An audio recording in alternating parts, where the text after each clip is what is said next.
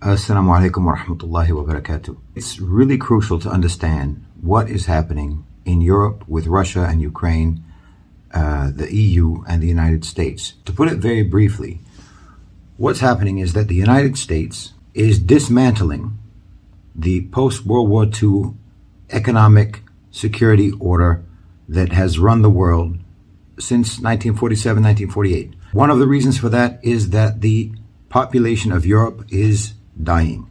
They are getting older, their birth rate is going down, they are not replenishing their population. In the UK, Germany is in a state of population collapse. The United States is no longer interested in maintaining the security of Europe. They don't have enough consumers and they don't have enough workers. It's not going to be a productive economic ally for the United States. Basically, the same way that the United States has been dealing with the so-called developing world, this same process is going to be implemented across Europe. You will see spillover from the Ukraine conflict.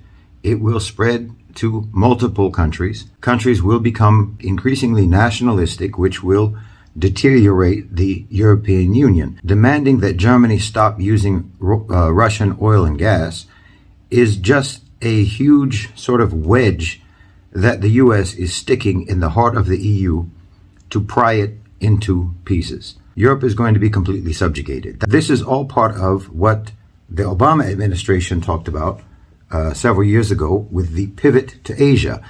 Now, Asian countries need to be aware of what this means. Particularly countries like Indonesia and Malaysia have robust populations. They have a lot of workers, they have a lot of consumers, they have a lot of natural resources, and they have tremendous potential for economic growth. The U.S. wants to get that under their control. And by the U.S., what I mean is multinational corporations headquartered in the U.S. I don't mean the United States government, I don't mean the United States people. I mean the actual power players in the private sector who control policy. They are going to want to subdue nations like Malaysia and nations like Indonesia, specifically these two, because they're two of the most dynamic countries in the region. So there has to be really a revival of the non-alignment movement from the 1960s. It has to be revived specifically in the economic sphere. And there should be partnerships between countries like Malaysia and Indonesia and across the global south, and especially among Muslim countries. Bridges can be built through the private sector. It doesn't even have to be government to government. Government policy will follow what the private sector pioneers.